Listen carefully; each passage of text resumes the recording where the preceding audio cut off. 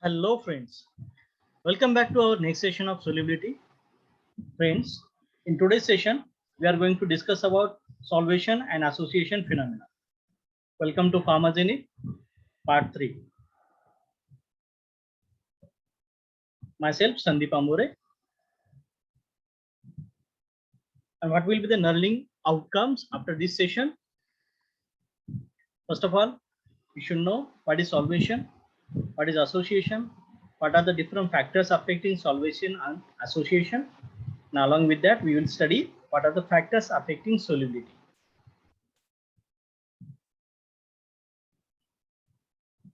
See, solvation, it is a solute solvent interaction. When we are going to discuss about any kind of solvation, any kind of solution is formed with addition of solute in solvent, which ultimately leads to formation of solution, and that phenomena is called as a solvation. Due to solvation, solute gets stabilized in solution. Due to this phenomena of solvation, your solute gets solubilized in solution. And when water is used as a solvent for solvation, then this process is called as a hydration. Means solvent is used as a water is used as a solvent. In that case, that solvation phenomena is called as a hydration. And unit of solvation is mole per second. Let's make note of it. Now we'll see solvation of ions. There are different types of solvation. Solvation may be for ions, solvation may be for molecules. First of all, we'll see solvation for ions.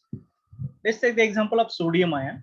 As we know that sodium is positively charged, and this positively charged sodium ion certainly attract negatively charged molecules around it. Okay, see, if you consider this composition of two white dots and one single pinkish dot, this dot represents oxygen. This pink dot represents oxygen, and these white dots represents hydrogen molecules. Actually, it is a water molecule after ionized form. Okay, see, this oxygen have partial negative charge, whereas these hydrogen molecules, these two hydrogen molecules have partial positive charge. Okay, and due to this positive nature of sodium ion, negative partial negative charge or negative molecule of water, that is oxygen molecule, ultimately orient itself towards sodium ion.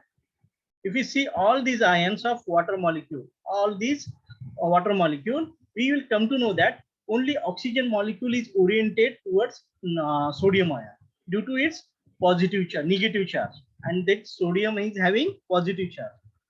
As we know that there is a force of attraction between positive and negative, it orient as per that requirement.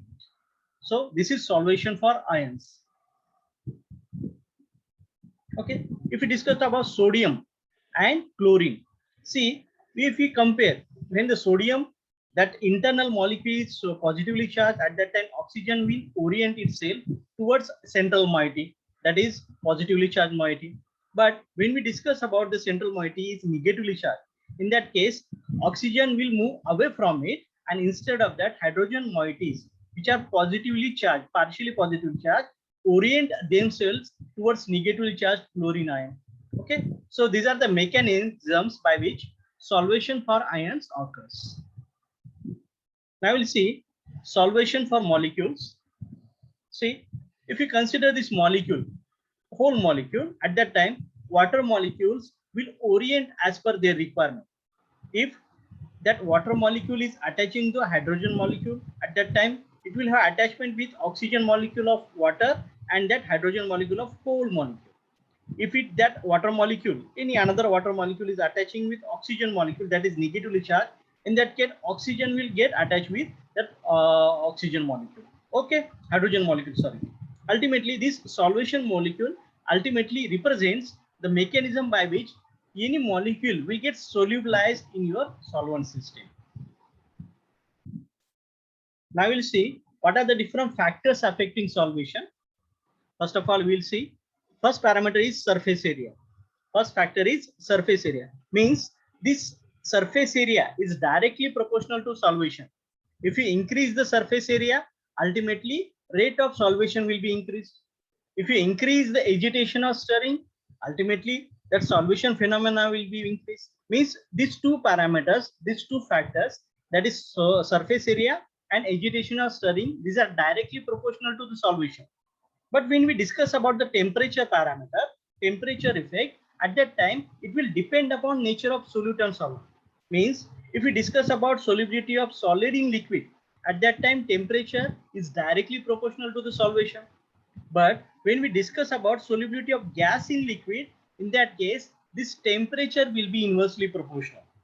This temperature parameter will be inversely proportional in case of gas solubility in liquid. So this temperature have effect on solution, but it depends upon nature of solute and solvent.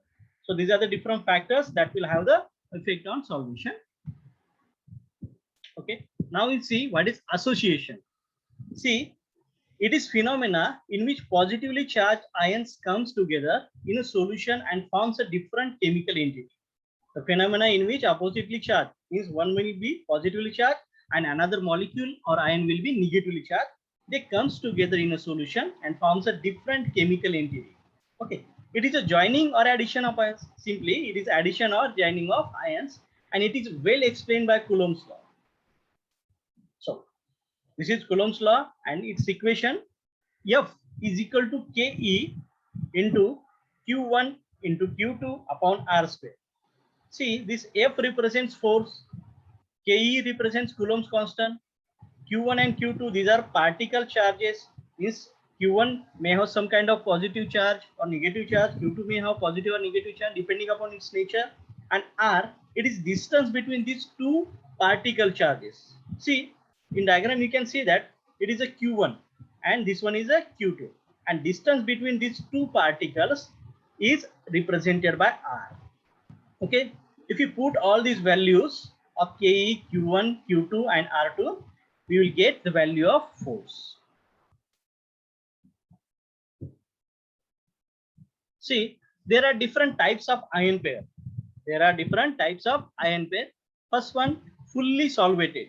Means when we discuss about Q1 and Q2, there are two ions which are solvated, and that types of ion pair are dependent upon nature of solvent utilized by that individual ion. First one, fully solvated, in which individual ion is having its own composition of solvent. See, fully solvated, it is having its own solvent. Q2, it is having its own solvent. This green color represents solvent. Okay, but when we discuss about solvent shared or solvent separated ion pair, in this B type, what happens? Some part of solvent is utilized by both Q1 and Q2. This area of solvent is utilized by both Q1 and Q2. That's why it is called as a solvent shared or solvent separated ion pair. And when we discuss upon contact ion pair, in this case, what happens? There is no separation between ions. These are attached with each other so that it forms a contact ion pair. So there are three types of ion pair, that is fully solvated, solvent shared, and third one, that is contact ion pair. Okay. This was the equation for the Coulomb's law. See, when we discuss about types of ion pair, that A, B, and C, if you find out force required for this A type solvent pair, then B point, B and C type, what will happen? This C will have maximum amount of ion pair, because if you P put that value of R in this case of C type, what will happen? There is a negligible or very few distance will be in between Q1 and Q2. If the denominator is less, that value of F will be more. When we discuss about B, somewhat greater value of R will be present. R is increased, F will be decreased. That means B is less than C. And in case of A, what happens? Distance between Q1 and Q2 is much more than B and C. And if you increase the value of R, ultimately value of F will be decreased. So when we discuss about force in A type, B type and C type, what will happen? A will have least value of F, that is force. Then B will have intermediate value and C will have maximum value. This difference in values is just because of value of R, that is distance between these two ions. Now we will see what are the different factors affecting association. See, factors affecting association. First of all, magnitude of electrical charge, means what kind of magnitude is having that particular ion.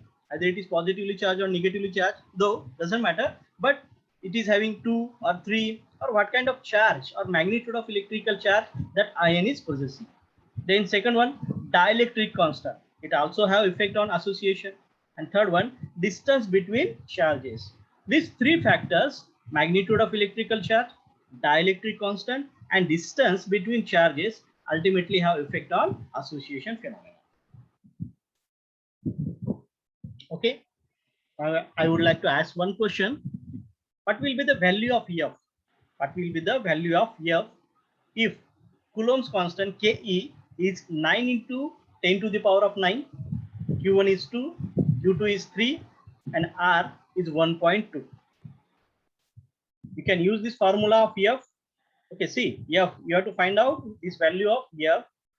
We have given Ke, that is 9 into 10 to the power of 9, Q1 and Q2, that is 2 and 3 respectively, and R is 1.2. Put that values into this equation and find out the value of F. You can give your answer in comment box also. Now we'll see factors affecting solubility. See, there are a number of factors that have effect on solubility. I will see one by one. First one, that is the nature of solute or solvent. See, as we have already discussed many times, there is a phenomena which is called as a like dissolve like. Like dissolve like. If the solute is polar in nature and solvent is also polar in nature, in that case what happens? The nature of solubility will be more. Why? Because like molecules will ultimately have effect on its solubility if another molecule is having same kind of parameters. Polar polar get solubilized, non-polar non-polar also get easily solubilized. So nature of solute and solvent also have effect on its solubility parameter. Then next parameter is surface area. See, if you increase the surface area of any system, as it may be solid, liquid, or any kind of thing, ultimately, if you increase the surface area of solute, ultimately solubility will be increased. Surface area is directly proportional to the solubility. Temperature, you already discussed temperature depending upon nature of solute. If it is solute, solid, at that time temperature is directly proportional, and if it is liquid or if it is gas, at that time temperature is inversely proportional. Means this temperature is also having effect on solubility, but it depends upon nature of solute or solvent. Then third one, pressure is directly proportional, and last one, pH also have effect on your solubility parameter. So these are different factors that have effect on solubility. So thank you very much for your kind patience. And if you like the content and want to see more videos like this, please like, share, and subscribe Pharmazini.